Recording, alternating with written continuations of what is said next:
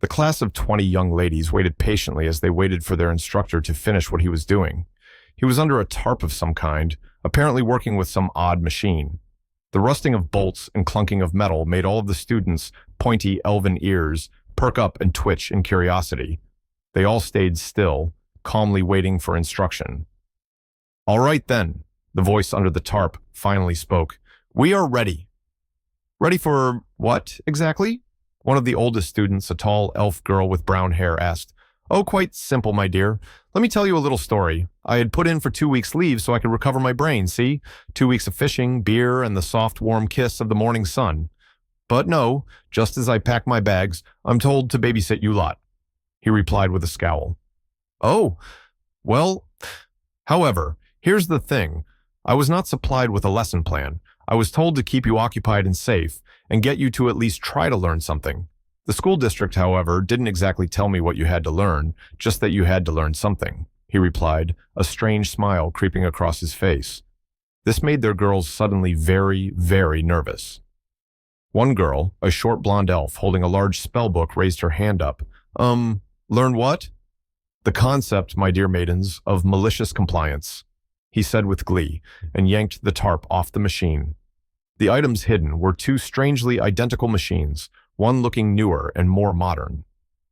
"This, dear ladies, is the German Flakvierling 3288mm gun, more commonly known as the Flak 36. Today, I am going to teach you how to use it." He laughed with glee and loaded a shell. "Come, quickly now.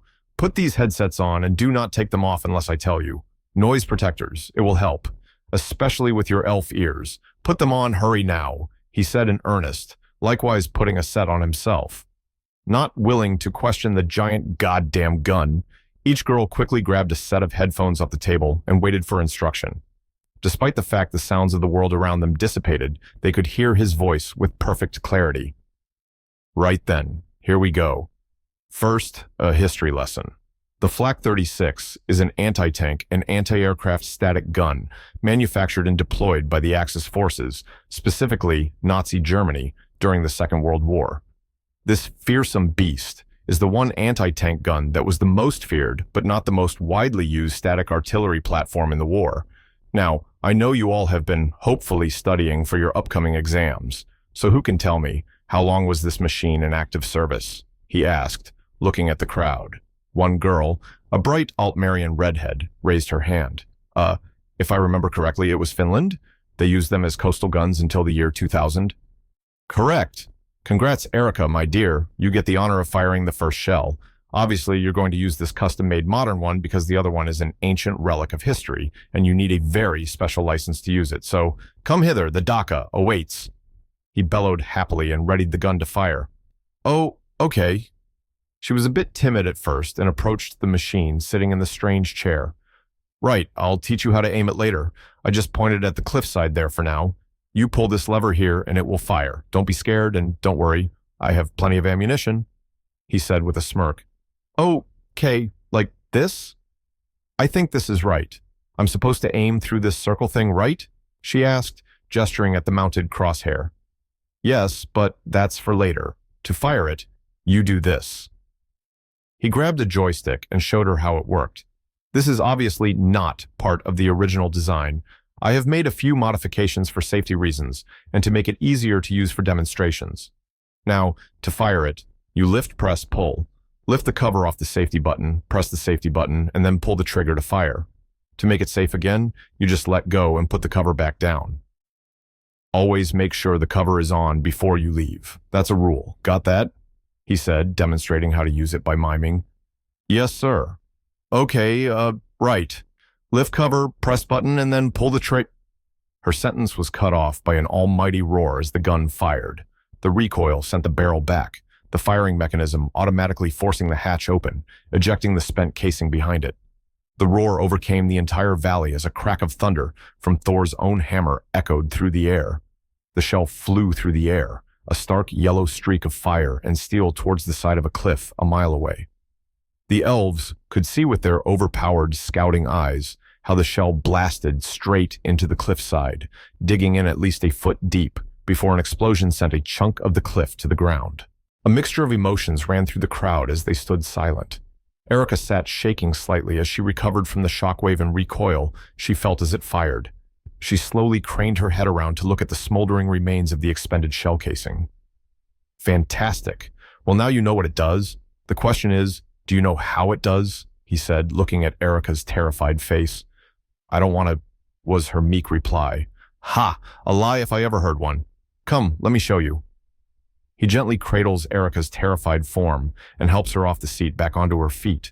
He returned to a table and removed a tarp covering a display of sorts. On it were diagrams, cutaways, and dioramas of the shells, the guns, and various historical articles. A perfect display of what you might see in a museum. This is how it all works.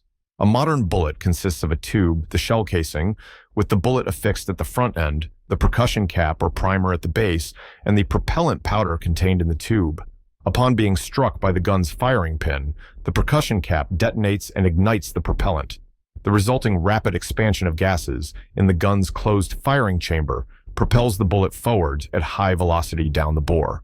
The cartridge case is left in the chamber and must be ejected by mechanical means, he said as he demonstrated. The girls looked at him confused for a bit, and after a while, a black-haired girl raised her hand. Sir, is this how all bullets work? What about the big guns on those battleships? A very good question. They work in a similar manner to standard shells, but not quite. There's a twist. Instead of a shell casing, a shell containing explosives is loaded into the barrel, then something like this, only much bigger. He showed them a cloth satchel of gunpowder. Is loaded in after. 1, 2, or 3 of these bags are loaded afterwards and then aimed, then fired. Depending on how many bags are loaded, it increases the range. Maybe one of these days, I can get in touch with a Navy buddy of mine at the museum, and I can show you how that works. He replied, using various props to demonstrate. Ooh, okay. Good. Now, to teach you how to aim the gun, there's a very specific way to do it. But, to know who is first, answer a question. Who knows the muzzle velocity of the 88? He asked. A few moments of silence followed. One girl raised her hand and spoke. My calculations say, I think, 3,000 feet per second? Close. 3,280 feet per second. Come hither, smart one, you win. Now, since you are so good with math, this should be easy, he said, and helped her into the seat. Okay, sir. So, I aim through that? She asked. Well, yes, but no. Sort of. You first have to calculate distance. These are not plasma cannons or laser turrets you saw on your way here. No. These are ballistic shells, so you have to compensate for gravity. This is a standard German targeting reticule. See those triangles? This is all donor by a measuring unit called Stritch. The big one in the middle is 4 Stritch. The ones on the sides are 2 Stritch. And the spaces in between are 1 Stritch, he said, showing the girls a diagram. What's a Stritch? It's a unit that measures angles. You calculate the distance by taking the width of your target divided by Stritch times 1,000, giving you meters. Now, see that over there? You are aiming at those, he said, and pointed at a series of boards painted with bullseyes. Those targets are 3 meters, 2 meters, and 1 meters across, all placed at varying ranges. Now, go for it. Remember, safety first. He replied in kind and stayed back to let them figure it out. The girls all crowded around the device and chattered frantically about each other and what to do. As much as the machine terrified them, they were eager to use it and figure the thing out. He, on the other hand, loaded a shell into the museum version and used his wheels to aim. I think I got it. Do I shoot it now? The smart girl asked.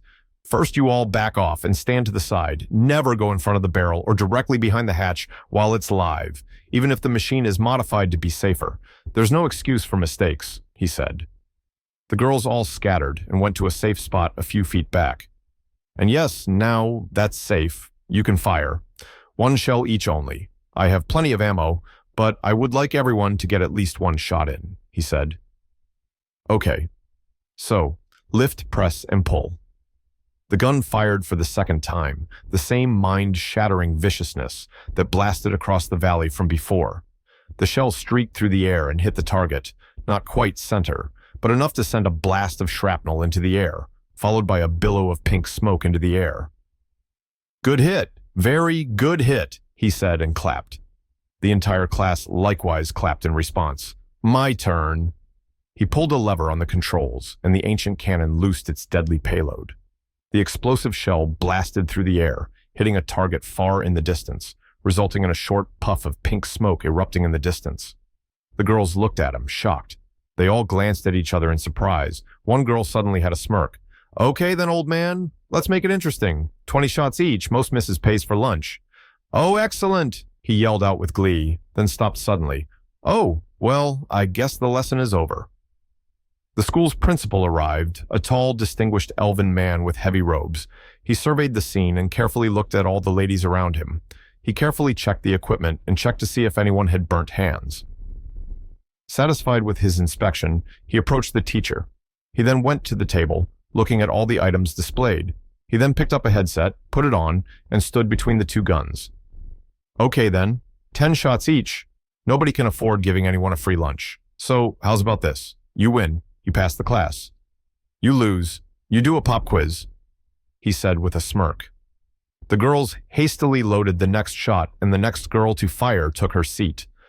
A chorus of cannon fire echoed through the valley, followed by either one or two puffs of pink smoke.